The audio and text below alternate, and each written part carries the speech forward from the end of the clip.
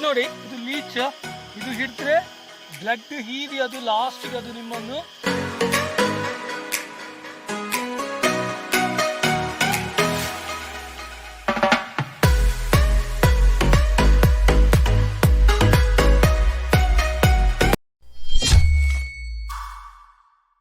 ಕರ್ನಾಟಕದ ಎತ್ತರವಾದ ಶಿಖರ ಮುಳ್ಳಯ್ಯನಗಿರಿ.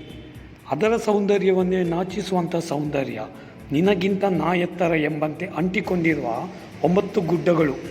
ಆ ಬೆಟ್ಟ ರೋಮಾಂಚನಕಾರಿ ಹಾಗೂ ಅಡ್ವೆಂಚರಸ್ ಟ್ರಕ್ಕಿಂಗ್ ಸ್ಪಾಟ್ ಎಂಬ ಹೆಗ್ಗಳಿಕೆ ಕೂಡ ಗಳಿಸಿದೆ. ಕಾಪಿನಾಡಿನಲ್ಲಿರುವ ಈ ಸ್ಥಳದ ಸೌಂದರ್ಯ ಸವಿಯೋಕೆ ಪ್ರವಾಸಿಗರಿಲ್ಲದ ದಿನವಿಲ್ಲ. ಅಷ್ಟಕ್ಕೂ ಆ ಗಿರಿಶಿಖರ ಯಾವುದು ಗೊತ್ತಾ? ಇವತ್ತು ನಾವು ಹೋಗ್ತಾ ಇದ್ದೇವೆ ಶಿಶಿಲಗುಡ್ಡ. ಶಿಶಿಲಗುಡ್ಡ ಅಂದ್ರೆ ಅದು ಮೂಡಿಗೆರೆ ತಾಲೂಕಲ್ಲಿ ಬರ್ತದೆ.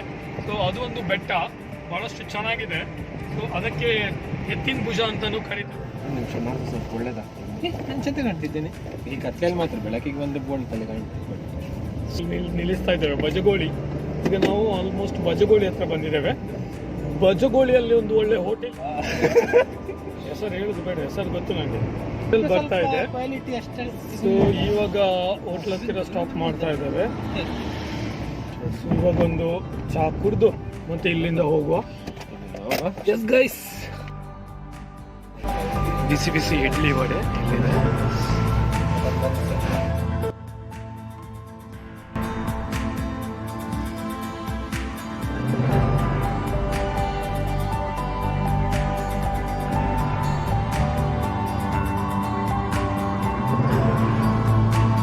ಅಂಗಡಿ ಕ್ರಾಸ್ ಆಗ್ತಾ ಇದ್ದೇವೆ.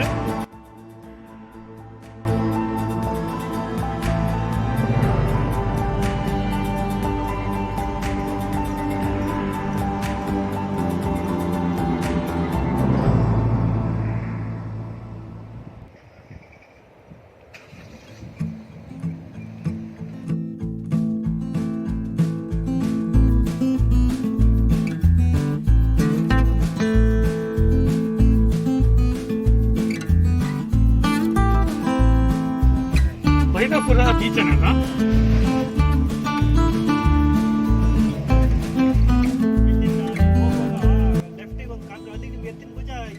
ಕಾಣುತ್ತಾ? ಓಕೆ ಓಕೆ, ಸರಿ ಸರಿ. 3 ಜನ ಇದ್ದೀರಾ? Okay okay. ಜಗದೀಶ್ ಸರ್? ಹೌದಾ ಹೌದಾ. ಓಕೆ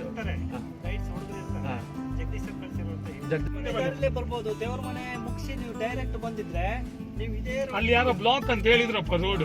ಯಾರು ಎಲ್ಲಿ ಬ್ಲಾಕ್ ಆಗಿದೆ ನಿನ್ನೆ ನಾವು ಎನ್ಸಿದ್ ದೇವ್ರ ಮನೆಗೆ ಅದು ಕ್ರಾಸ್ ಉಂಟಲ್ಲ ದೇವ್ರ ಮನೆ, ಬಂಕಲ್ನಿಂದ ನಾವು ಸ್ಟ್ರೈಟ್ ಹೋದೆವು. ಕಂಬೈನಹಳ್ಳಿ ಹತ್ರ ಬಂದಿದ್ರೆ ಡೈರೆಕ್ಟ್ ದೇವ್ರ ಮನೆ ಮುಗಿಸಿದ್ದು ಡೈರೆಕ್ಟ್ ಅದೇ ನಮ್ಮ ರೋಡ್ ಅಲ್ಲಿ ಬಂದಿದ್ರೆ ಡೈರೆಕ್ಟ್ ಆ ಕಡೆಯಿಂದಲೇ ದಾರಿ ಉಂಟಾ ದೇವ್ರ ಮನೆ ಕಡೆಯಿಂದ? ಈಗ ನಾನು ನೆಕ್ಸ್ಟ್ ಬರ್ಬೇಕಾದ್ರೆ ಈ ರೋಡ್ ಅಲ್ಲಿ ಬರ್ಬೇಕಂತ ಡೈರೆಕ್ಟ್ ಮೂಡಿಗೆರೆಗೆ ಹೋಗಿ ನೀವು ಇಲ್ಲೇ ಯಾಕೆ ಬರ್ತೀರಾ? ಇಲ್ಲಿ ನಾವು ಬೆಳ್ಳೂರಲ್ಲಿ ಆಗಿ ಬಂದಿರೋದು.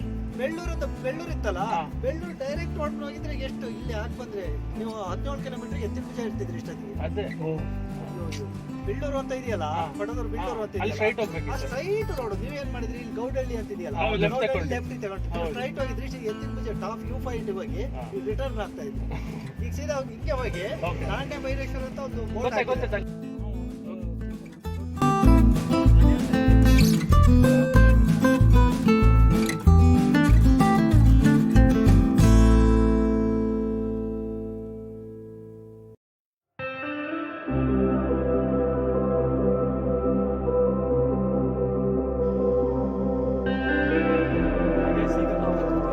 ಆಲ್ಮೋಸ್ಟ್ ಹತ್ತಿರ ಬಂದಿದ್ದೇವೆ. ಇದರದು ಎತ್ತಿನ ಭುಜದ ಕೆಳಗಡೆ ನಾಣೇಶ್ವರ ಟೆಂಪಲ್ ಹತ್ರ ಬಂದಿದ್ದೇವೆ. ಸೊ ಇಲ್ಲಿಂದ ಈಗ ವಾಕ್ ಹೋಗ್ಬೇಕಾದ್ರೆ ಗೈಡ್ ಕೂಡ ಸಿಗ್ತಾರೆ.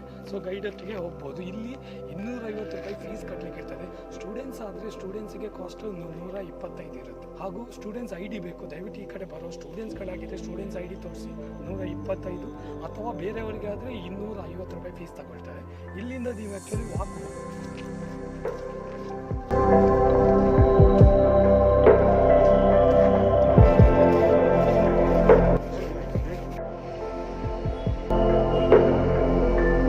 ಮೋಡ ಇದೆ.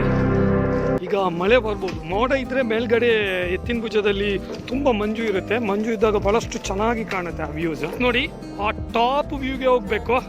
ಆ ಟಾಪ್ ವ್ಯೂಗೆ ಹೋಗ್ಬೇಕಾದ್ರೆ 1 ಗಂಟೆ ಬೇಕು. ಇಲ್ಲಿಂದ 1 ಗಂಟೆಯಲ್ಲಿ ಆ ಟಾಪ್ ವ್ಯೂಗೆ ಹೋಗ್ಬೋದು. ಇದರಲ್ಲಿ ಈ ಚಿತ್ರದಲ್ಲಿ ಕಾಣ್ತಾ ಇದೆ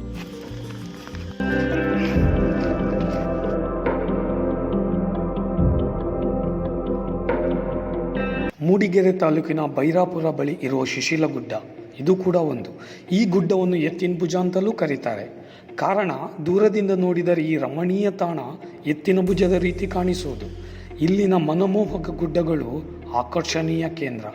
ಬೈರಾಪುರ ಗ್ರಾಮದಿಂದ ಸುಮಾರು 4 ಕಿಲೋಮೀಟರ್ ದೂರದಲ್ಲಿರುವ ಈ ಬೆಟ್ಟವನ್ನು ನಡೆದುಕೊಂಡೇ ಹತ್ತಬೇಕು.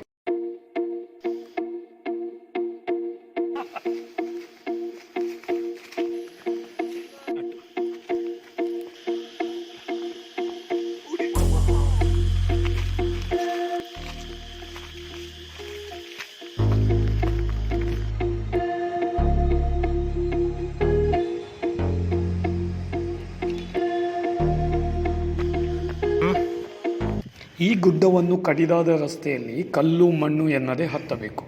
ಹೀಗೆ ಬೆಟ್ಟ ಹತ್ತುವ ಸಾಹಸಕ್ಕೆ ಬಿದ್ದಾಗ ಎಂಥವರಲ್ಲೂ ನಡುಕ ಹುಟ್ಟಿಸುತ್ತೆ.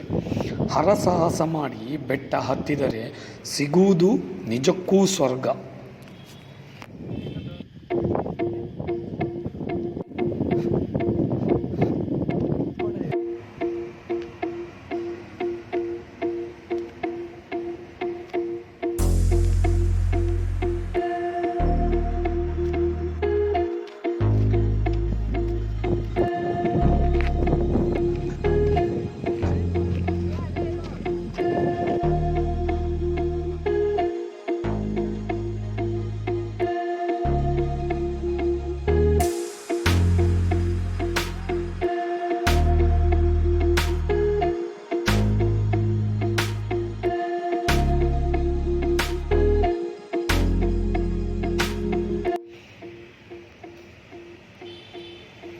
ಇಲ್ಲಿನ 9 ಗುಡ್ಡಗಳ ಕಾಣೋ ಎತ್ತಿನ ಭುಜ ಬೆಟ್ಟದ ಮಧ್ಯೆ ನಿಂತರೆ ಯಾವುದೋ ದೀಪದಲ್ಲಿ ನಿಂತ ಅನುಭವ ಆಗುತ್ತೆ. ಈ ಗುಡ್ಡವನ್ನು ಹತ್ತಿ ಇಳಿಯುವುದೇ ಒಂಥರ ಮಜಾ. ಸುಸ್ತಿನ ನಡುವೆಯೂ ಬೆಟ್ಟ ಹತ್ತುವಾಗ ಬೀಸೋ ತಣ್ಣನೆಯ ಗಾಳಿ ಎಂಥ ಆಯಾಸವನ್ನು ಕೂಡ ಮಾಯವಾಗಿಸುತ್ತೆ. ಅದರಲ್ಲೂ ಚಿಕ್ಕ ಮಕ್ಕಳನ್ನು ಕೊಂಡು ಹೋಗುವ ಮಜನೇ ಬೇರೆ. ಅದರಲ್ಲೂ ಅದರ ಮೇಲೆ ತುದಿಗೆ ತಲುಪಿದಾಗ ಸಿಗುವ ಆನಂದವೇ ವರ್ಣನೀಯ.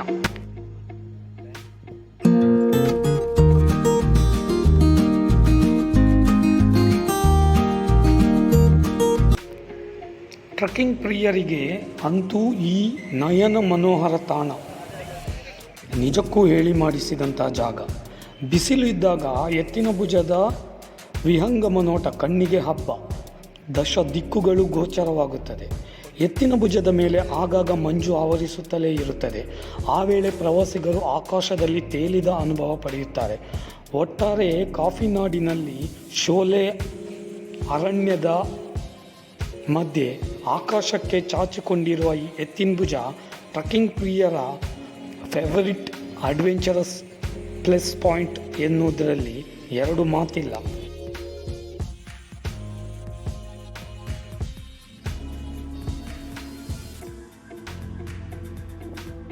ಬೆಟ್ಟ ಹತ್ತುವ ಮಧ್ಯೆ ಒಂದು ಚಿಕ್ಕ ಲ್ಯಾಂಡ್ಸ್ಕೇಪ್ ಮಾಡಲು ಪ್ರಯತ್ನ ಪಟ್ಟಿದ್ದೇನೆ. ಎತ್ತಿನ ಭುಜದ ಚಿತ್ರವನ್ನು ಇಲ್ಲಿ ಡ್ರಾಯಿಂಗ್ ಮೂಲಕ ಮಾಡಲಿಕ್ಕೆ ಪ್ರಯತ್ನ ಪಟ್ಟಿದ್ದೇನೆ. ಬಟ್ ಬ್ಯಾಡ್ ಅಂದರೆ ಅದು ಕಂಪ್ಲೀಟ್ ಆಗಲಿಲ್ಲ. ಸೊ ಕೆಲವೊಂದು ವಾತಾವರಣ ಅನಾನುಕೂಲ ಇದ್ದರಿಂದ ಕಂಪ್ಲೀಟ್ ಮಾಡಲಿಕ್ಕೆ ಆಗಲಿಲ್ಲ. ಸೊ ಅರ್ಧ ಮಾಡಿದ ಡ್ರಾಯಿಂಗನ್ನು ಇಲ್ಲಿ ಹಾಕ್ತಾ ಇದ್ದೇನೆ.